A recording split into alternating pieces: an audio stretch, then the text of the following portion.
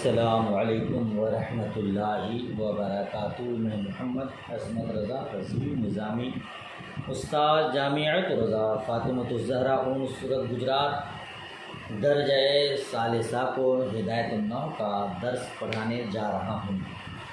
اللہ عز و جل کی بارگاہ میں دعا ہے مولا کریم سب کو خلوص و للہیت کے ساتھ پڑھنے کی، مجھ کو پڑھانے کی توفیق رفیق عطا فرمائے اور سب کو علم نافع عطا فرمائے، آمین ثم آمین۔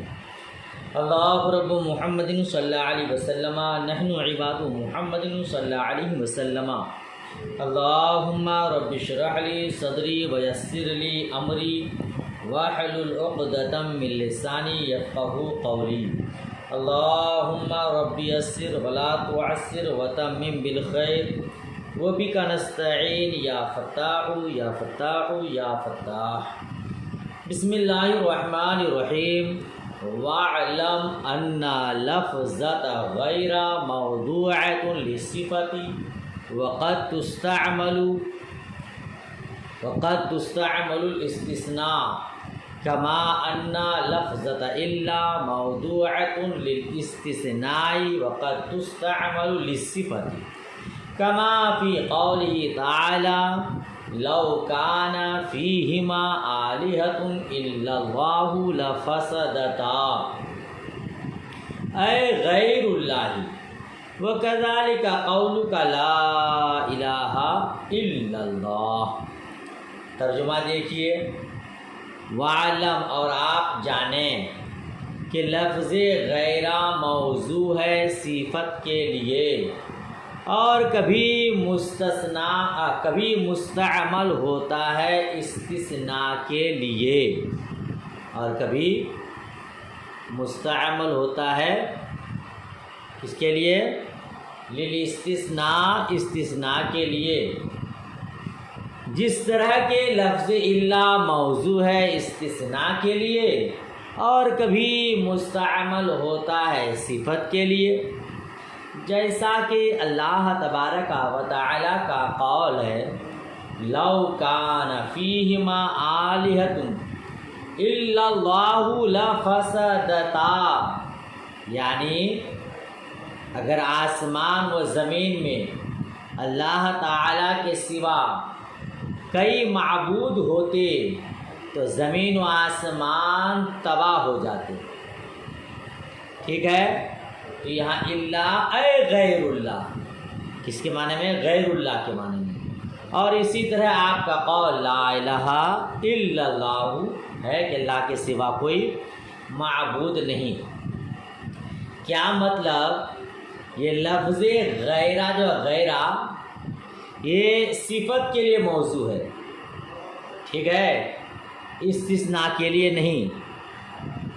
ٹھیک، غیرہ کثرت کے ساتھ صفت کے لیے استعمال ہوتا ہے، لیکن وہ کبھی استثناء کے لیے بھی آتا ہے، کبھی استثناء کے لیے بھی آتا ہے۔ جیسے جاءنی القوم غیر زید، آئے میرے پاس قوم زید کے علاوہ مگر زید۔ یہاں غیرہ کس کے معنی میں ہے؟ اللہ کے معنی میں ہے، استثناء کے معنی میں ہے، ٹھیک ہے نا؟ کیونکہ جاء القوم غیر زید میں غیر کو صفت کے لیے ہونا درست نہیں ہے۔ کیوں؟ کیونکہ آپ جانتے ہیں کہ موصوف اور صفت کے درمیان تعریف و تنکیر میں مطابقت ضروری ہے، اور یہاں مطابقت نہیں ہے۔ کیسے؟ کیونکہ قوم معرفہ ہے، جاءنی القوم معرف باللام کی وجہ سے القوم معرفہ ہے، اور غیرہ اگرچہ زید معرفہ کی طرف مضاف ہے لیکن اس میں ابہام کا وہم ہے، اسی وہم کی وجہ سے یہ غیرہ نکرہ ہے، ٹھیک ہے نا؟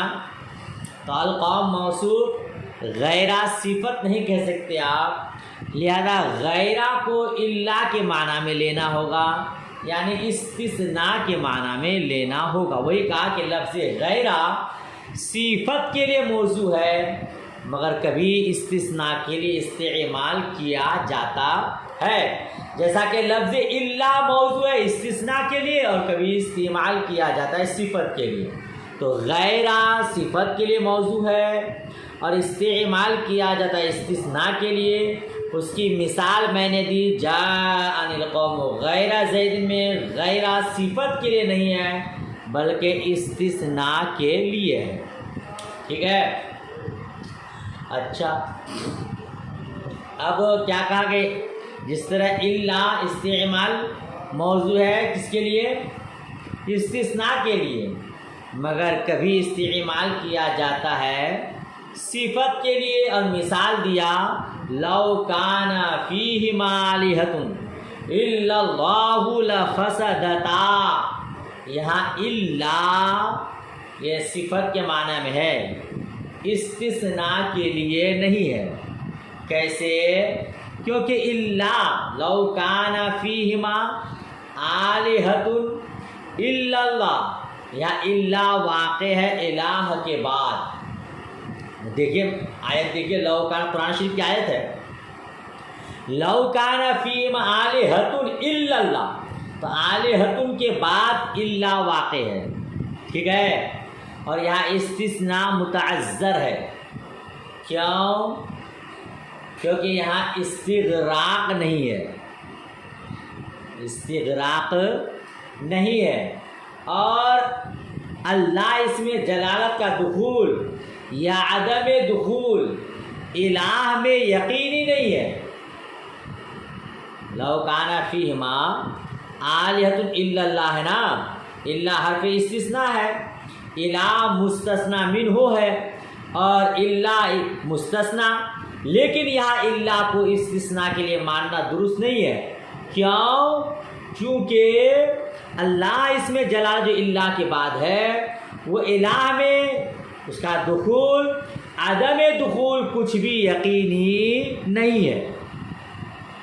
سمجھ رہے ہیں؟ اللہ سے پہلے جو الہ ہے اس میں داخل ہے کہ نہیں یہ یقینی نہیں ہے. ٹھیک ہے. لہذا یہاں مستثنی متصل اور مستثنی منقطع دونوں نہیں ہو سکتا. متصل اس لیے نہیں ہو سکتا کہ متصل کے لیے دخول یقینی ہوتا ہے، مستثنی کا مستثنی منہ میں دخول یقینی ہوتا ہے اور منقطع میں عدم دخول یقین ہوتا ہے. اور یہاں اللہ کا دخول الہ میں یقینی نہیں ہے، نہ دخول یقینی ہے نہ عدم دخول یقینی ہے. لہذا اس اللہ کو استثناء کے لیے نہیں مان سکتے، لہذا اللہ کو صفت کے لیے مانیں گے. ٹھیک ہے. اور یہ بدل بھی نہیں ہو سکتا. کیوں؟ کیونکہ بدل کلام غیر موجب میں ہوتا ہے. آپ اس سے پہلے والے سبق میں پڑھ چکے، کلام غیر موجب میں ہوتا ہے. اور لو کان فیہما آلہۃ الا اللہ لفسدتا یہ کلام موجب ہے. ٹھیک ہے نا، کلام موجب ہے جی. یہاں لو نفی معنوی ہے لیکن یہاں وہ معتبر نہیں ہے. لو یہ نفی معنوی کے لیے آتا ہے لیکن یہاں وہ معتبر نہیں ہے. کیوں؟ کیونکہ وہ نفی لفظی کے حکم میں ہے. ٹھیک ہے نا. یہاں تک کہ کلام غیر موجب ہو جائے. یہ لو اگرچہ معنوی طور پر نفی کے لیے ہوتا ہے لیکن یہاں معتبر نہیں ہے کیونکہ وہ نفی لفظی کے حکم میں ہے. تو کیا سمجھ میں آیا؟ لو کان فیہما آلہۃ الا اللہ میں جو اللہ ہے وہ استثناء کے لیے نہیں ہے کیونکہ مستثنی متصل بھی یہاں نہیں ہو سکتا. مستثنی متصل کے لیے ضروری ہے کہ مستثنی منہ میں یقینی طور پر داخل ہو.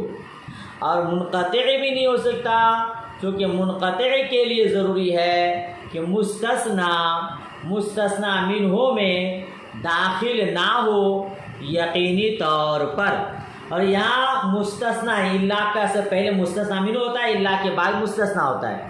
تو اللہ کا الہ میں دخول اور عدم دخول کچھ بھی یقینی نہیں، لہذا وہ مستثنی متصل بھی نہیں ہو سکتا، مستثنی منقطع بھی نہیں ہو سکتا، اور یہ بدل بھی نہیں ہو سکتا، چونکہ یہ کلام غیر موجب میں بدل ہوتا ہے اور یہ کلام موجب ہے۔ بات سمجھ شریف میں آ گئی؟ تو معلوم کیا ہوا کہ الا استثناء کے لیے نہیں ہے بلکہ صفت کے معنی کے لیے ہے، اور یہاں وہ الا غیرہ کے معنی میں ہے۔ ٹھیک، کہتے ہیں کذالک قولک لا الہ الا اللہ، جس طرح کہ لا الہ الا اللہ میں الا یہ کس کے لیے ہے؟ استثناء کے لیے نہیں ہے بلکہ صفت کے لیے ہے۔ ٹھیک ہے، لا الہ الا اللہ میں جو الا ہے نا وہ استثناء کے لیے نہیں ہے بلکہ صفت کے لیے ہے۔ کیوں؟ کیونکہ اس کو اگر استثناء کے لیے حمل کیا جائے تو استثناء کی دو قسمیں گزری، متصل اور منقطع، ہے نا، اور یہاں ان دونوں میں سے کوئی نہیں ہے۔ کیا ہے؟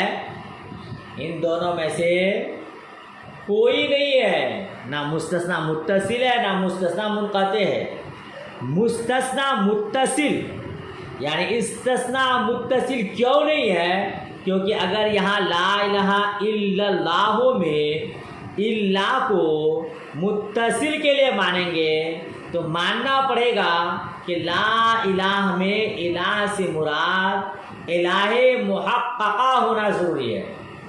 لا الہ الا اللہ اگر مستثنی متصل مانیں گے تو الا لا الہ یہ الہ محقق ہونا ضروری ہوگا، جس سے یہ لازم آئے گا کہ اللہ تعالیٰ ان الہیت میں داخل ہے جن سے اس کا استثناء کیا گیا ہے۔ اس کو آسان لفظوں میں سمجھیے، لا الہ کیا مانا ہوا؟ کوئی نہیں معبود الا اللہ سوائے اللہ کے۔ اگر اس اللہ کو آپ استثناء کے لیے مانتے ہیں تو اللہ سے پہلے جو الہ ہے اس کو معبود ماننا پڑے گا۔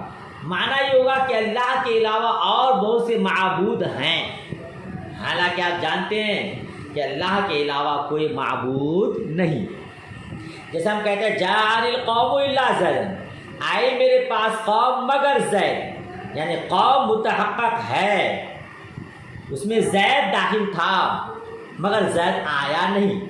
اس لیے لا الہ الا اللہ کا معنی ہوگا کہ کوئی اللہ ہے اور یہ اللہ اس اللہ سے کے علاوہ ہے، معاذ اللہ، ایسا معنی ہو جائے گا۔ ٹھیک ہے، تو استثناء متصل اس لیے نہیں ہے کہ اس صورت میں لا الہ میں الہ سے مراد الہ محقق ہونا ضروری ہوگا، جس سے لازم آئے گا کہ اللہ تعالیٰ ان الہیہ میں داخل ہے جن سے اس کا استثناء کیا گیا ہے۔ جیسے جاء القوم الا زیدن میں زید قوم میں داخل ہے مگر وہ آیا نہیں ہے، اس کا استثناء کیا گیا ہے، حالانکہ توحید کے خلاف ہے۔ ٹھیک ہے نا، ورنہ لازم آئے گا کہ اللہ تبارک و تعالیٰ متعدد ہو معاذ اللہ، تو استثناء متصل نہیں ہو سکتا اور یہ مستثنیٰ منقطع بھی نہیں ہو سکتا، کیونکہ اگر اس کو مستثنیٰ منقطع مانیں گے تو لا الہ میں الہ سے مراد معبودان باطل ہوں گے اور اللہ سے معبود برحق، تو اس صورت میں بھی توحید حاصل نہیں ہوگی، اللہ کی وحدانیت ثابت نہیں ہوگی۔ ٹھیک ہے، کیوں کیسے ثابت نہیں ہوگی؟ کیونکہ استثناء منقطع سے حکم یقینی ثابت نہیں ہوتا۔ اللہ اس میں جلالت یہاں موجود ہے الہ، تو اس سے اللہ کا یقینی طور پر ہونا ثابت نہیں ہوگا، تو لہذا یہاں الا مستثنی متصل کے لیے بھی نہیں ہے اور منقطع بھی نہیں ہے، تو پھر کس کے لیے ہوگا؟ صفت کے لیے ہوگا۔ وہی تو کہا کہ لا الہ الا اللہ میں جو الا ہے وہ استثناء کے لیے نہیں ہے بلکہ صفت کے لیے ہے، تو جس طرح لا الہ الا اللہ میں الا صفت کے لیے ہے، اسی طرح لو کان فیہما آلہۃ الا اللہ میں الا کس کے لیے ہے؟ صفت کے لیے ہے نا۔ تو غیرہ موضوع ہے، لفظ الا موضوع ہے صفت استثناء کے لیے، مگر کبھی مستعمل ہوتا ہے صفت کے لیے، جس طرح کہ غیرہ موضوع ہے صفت کے لیے لیکن کبھی استعمال ہوتا ہے استثناء کے لیے۔ سمجھ شریف میں بات آ گئی؟ چلیے بات ختم ہو گئی، اچھے سے یاد کر لیجئے گا۔ فصل خبر کانا و اخوات یا وول مسند بعد دخولها، یہ فصل ہے کانا اور اس کی اخوات کی خبر کے بارے میں، اور وہ ایسی شے ہے، ایسی چیز ہے جو مسند ہے کانا اور اس کے نظائر کے دخول کے بعد، ٹھیک ہے نا؟ کانا کی جو خبر ہے، کانا سارا ذلہ بات سب ہے نا، اس کے نظائر، تو کانا اور اس کے نظائر یعنی افعال ناقصہ کی خبر یہ منصوبات میں سے ہے، وہ مسند ہوتا ہے اس کے دخول کے بعد۔ جیسے کانا زید قائما، کانا فعل ناقص، زید اس کا اسم، قائما خبر منصوب ہے، اسم کو رفع کرتا ہے، خبر کو نصب کرتا ہے۔ کیا مانا؟ زید کھڑا ہونے والا تھا۔ وہ حکم کا حکم خبر المبتدا، اور اس کا حکم مبتدا کی خبر کے حکم کی طرح ہے۔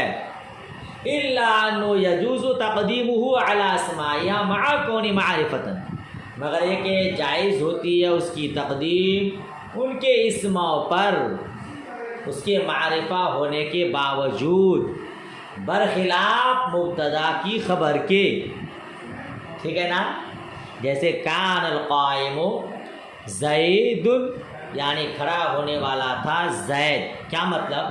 کانا کی جو خبر ہے وہ مبتدا کی خبر کی طرح ہے، جو حکم آپ نے مبتدا خبر کی پڑھی ہے، مبتدا کی خبر کی، وہی حکم کانا کی خبر کی ہے، خالی ایک فرق ہے، مبتدا کی خبر اگر معرفہ ہو تو مبتدا پر مقدم کرنا جائز نہیں ہے، ورنہ التباس لازم آئے گا۔ آپ پڑھ چکے ہیں مبتدا خبر کی بحث میں، مبتدا خبر دونوں معرفہ ہو تو مبتدا کو خبر پر مقدم کرنا ضروری ہے، لیکن کانا کی خبر اگر معرفہ ہو تب بھی اس کو مبتدا پر اس کے اسم پر مقدم کرنا جائز ہے، کیونکہ کانا فعل ناقص کو فعل سے مشابہت ہے، لہذا اگر اس کی خبر مقدم ہو مبتدا مؤخر ہو تب بھی وہ عمل کر جائے گا۔ اتنا فرق ہے، بقیہ تمام معاملات میں کانا کے خبر کا حکم مبتدا کے خبر کی طرح ہے۔ چلیے اتنا ہی یاد کیجئے، آج کا سبق یہیں تک، اس کے آگے کل پڑھاؤں گا۔ تھوڑا سا پڑھایا، اس کو اچھے سے یاد کیجئے گا۔ دعائے خیر میں یاد۔ اللہ حافظ، خدا حافظ۔